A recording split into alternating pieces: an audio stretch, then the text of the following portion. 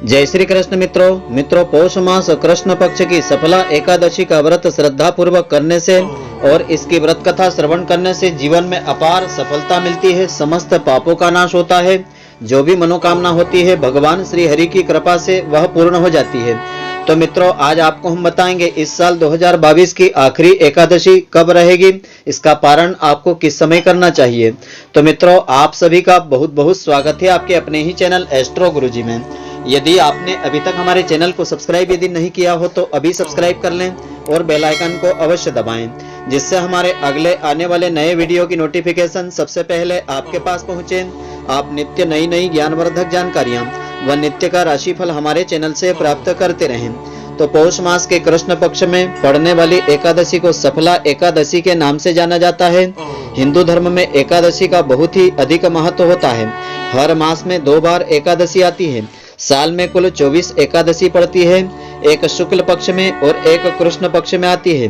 तो एकादशी तिथि भगवान विष्णु जी को अत्यंत प्रिय होती है। इस दिन विधि विधान से भगवान विष्णु जी की पूजा अर्चना की जाती है। धार्मिक मान्यताओं के अनुसार एकादशी के दिन भगवान विष्णु जी की पूजा अर्चना करने से भगवान विष्णु जी की विशेष कृपा मिलती है और मृत्यु के पश्चात मोक्ष फल की प्राप्ति होती है।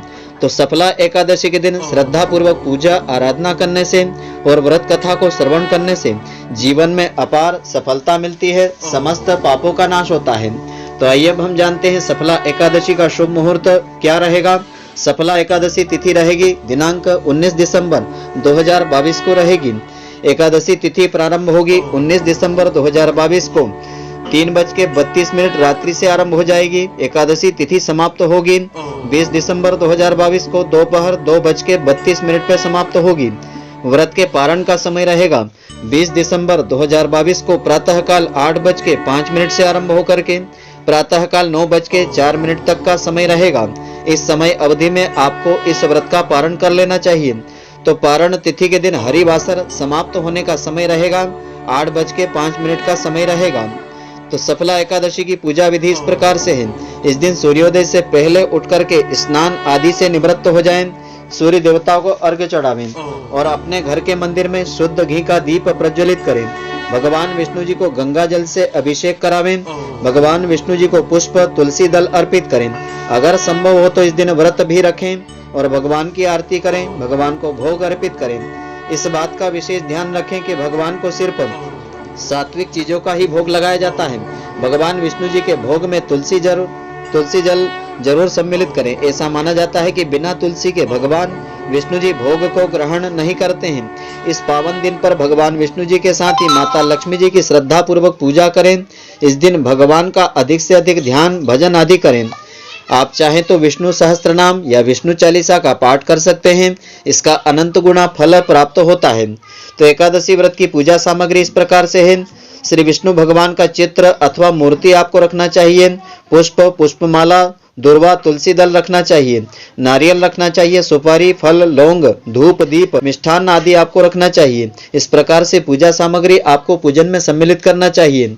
तो इस दिन श्रद्धा पूर्वक पूजा अर्चना करने के पश्चात सफला एकादशी की यह पावन व्रत कथा अवश्य श्रवण करना चाहिए, जिससे कि इस व्रत का पूरा फल प्राप्त होता है। तो प्राचीन कथा के अनुसार कथा इस प्रकार से है। व्रत की कथा के अनुसार चंपावती नगरी में माहिष्मत नाम के राजा के 5 पुत्र थे।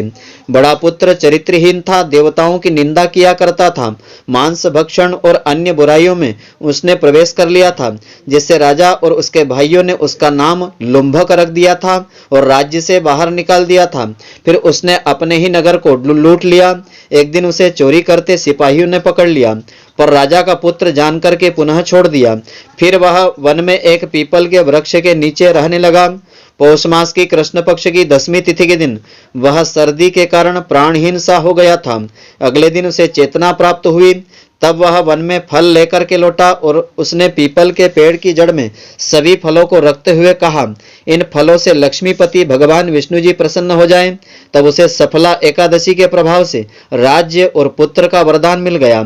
इससे लुंबक का मन अच्छे की ओर प्रवृत्त हो गया, अच्छे कार्य की ओर प्रवृत्त हो गया और तब उसके पिता ने उसे पुनः राज्य प्रदान किया। उसे मनोज्ञ नामक पुत्र हुआ, जिसे बाद में राज्य सत्ता सौंप करके लुम्भक खुद विष्णु भगवान के भजन में लग करके मोक्ष को प्राप्त करने में सफल रहा था। तो मित्रों, आशा करता हूं कि आपको हमारी यह ज्ञानवर्धक जानकारी पसंद आई होगी। यदि आपको पसंद आई हो तो आप हमारे वीडियो को लाइक व अधिक से अधिक शेयर अवश्य करें। धन्यवाद। जय श्री कृष्ण मित्रों, फिर मिलेंगे।